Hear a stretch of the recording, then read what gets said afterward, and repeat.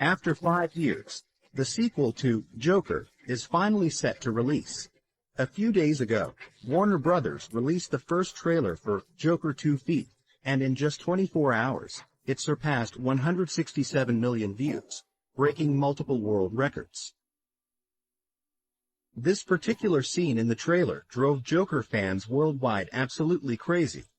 Yes, that man is back with his other half, played by Lady Gaga as Harley Quinn. The first trailer for Joker 2 Feet confirms its release in theaters on October 14th. To celebrate Joker 2's release, I'm revisiting Joker from a new angle. It's my favorite film, yet the one I'm most reluctant to discuss.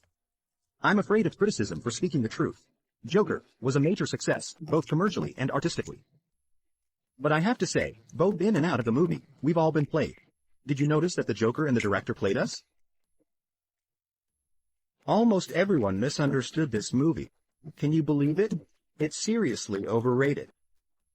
Do you agree? If you disagree with any points, I have a reason to talk to you. Before that, I want to ask, why is the Joker, as a supervillain, so loved by you and people worldwide? You don't need to answer this now. After my analysis, the answer will be clear. First, let's discuss how we were influenced by a movie. The movie features 3 key clock scenes at 5:50, 7:05, and 37 to 46. Did you notice a problem? The time on the clocks in these scenes, which are not in the same time frame, is exactly the same. It's essential for the director to shape the narrative and advance the plot. Claiming it wasn't intentional is unbelievable. If deliberate, it proves that. Arthur in the movie experiences everything happening at once, but in reality, such things can't exist. The only explanation is that Arthur is telling a story at this point, and everything is made up by him. If this assumption holds, then his motives in the movie make sense. So, the story of this movie should be like this. In reality, Arthur is a vicious psychopath. He was put back in the mental hospital for murder, arson, or some other illegal activities. While being observed, he got bored and banged his head against the door, attracting a doctor. During the conversation, Arthur unconsciously fantasizes himself as a clown actor with dreams but unfulfilled ambitions. He works hard but is often mocked by those around him. He is kind to every colleague, yet someone still dislikes him and sets him up, leading to his dismissal. His life is as broken and hopeless as this cold, gloomy music room. No one wants to live like that. Arthur's true self, or the Joker personality, emerges. How to tell them apart? The director hints in the film that Arthur's dominant hand is his right. However, in many scenes, he uses his left hand against common sense. For example, when writing jokes in his diary, one moment he's seriously crafting jokes, and the next, he's awkwardly writing a heart-wrenching line with his left hand. The worst part about having a mental illness is people expect you to behave as if you don't. Such left-handed notes appear multiple times in his notebook. Also, in the scene where he kills 3 thugs at the subway station, he uses his left hand. The left-handed one represents the Joker personality, while the right-handed one symbolizes the imagined Arthur personality. While Arthur's personality is fictional, the Joker's desire for control is challenging. He must rely on external factors to corrupt Arthur and take over the body. You could also say it's about Arthur gradually evolving to ultimately become the true Joker. After the killings, the panicked Arthur hides in the bathroom, followed by an uncontrollable excitement and pleasure in his heart, leading him to dance involuntarily.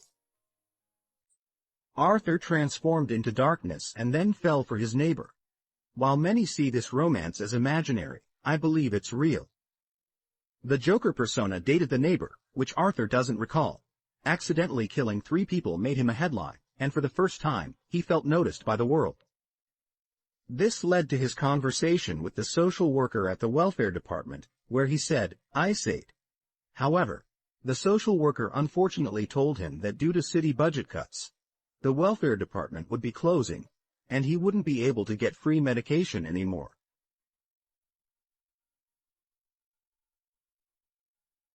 For Arthur, who just lost his job, this was adding insult to injury. But for the Joker persona hidden inside him, it was a rare opportunity. To make ends meet, Arthur began stand-up comedy at a bar. His odd laughter and dark jokes surprisingly succeeded. His relationship with the female neighbor was also growing stronger, with them frequently going on dates and shopping together.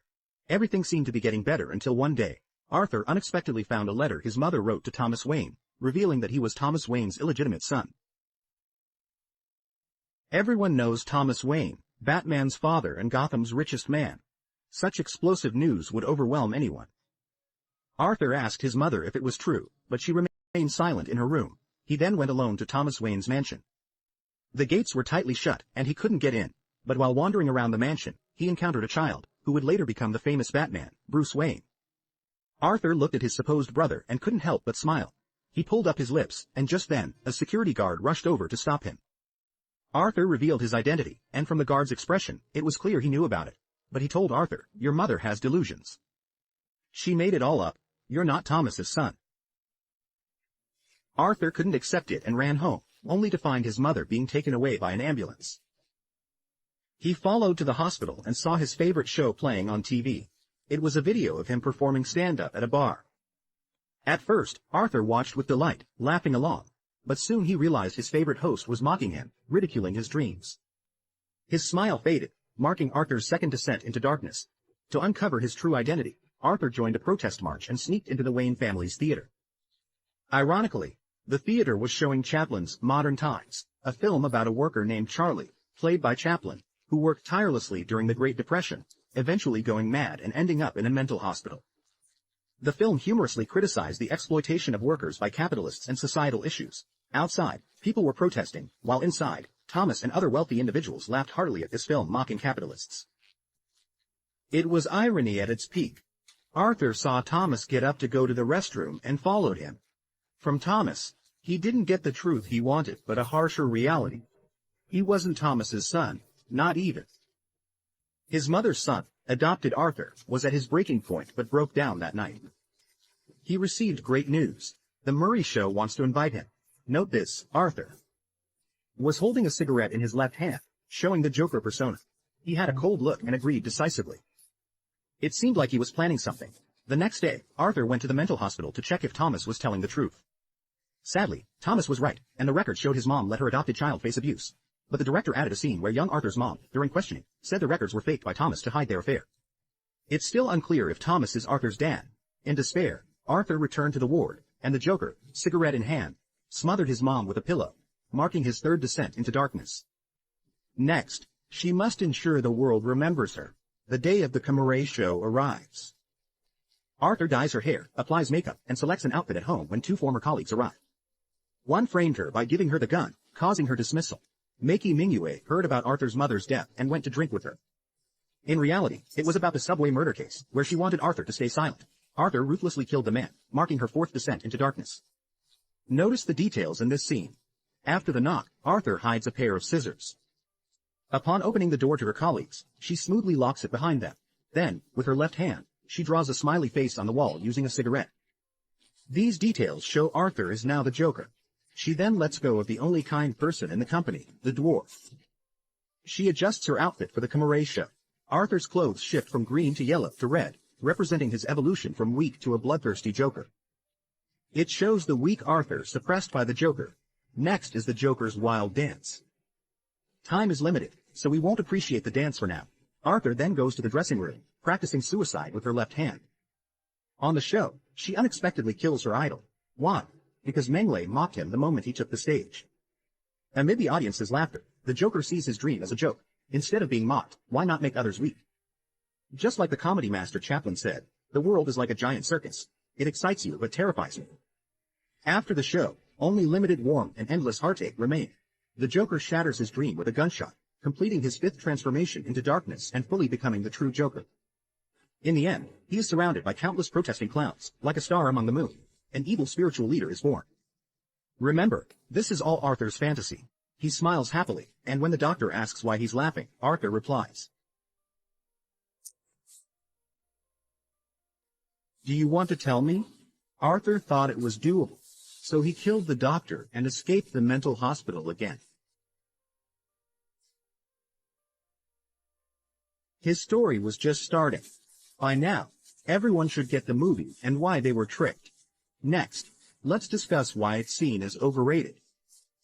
If you know Joker, you'll see this movie's Joker lacks the mysterious madness and cruelty of past versions. Instead, it shows the sadness and chaos of an outsider. So, the movie seems to be about making Joker's origin more believable and impactful. The director nailed it, which is why Joker is loved worldwide. After watching, people even sympathize with Arthur and twist his murders as necessary. But really, none of his victims deserve to die. If you've seen Martin Scorsese's Taxi Driver and The King of Comedy, you'll see many similarities with Joker. Taxi Driver is about a vet who returns to NYC and drives a cab at night, searching for love and meaning but facing setbacks, seeing society's flaws, and becoming cynical, leading to violence.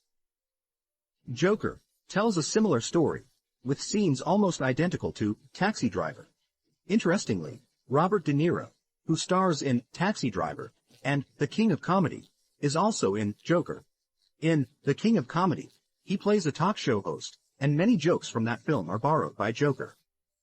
Because of these similarities, I admit it's a great movie, but it's somewhat overrated.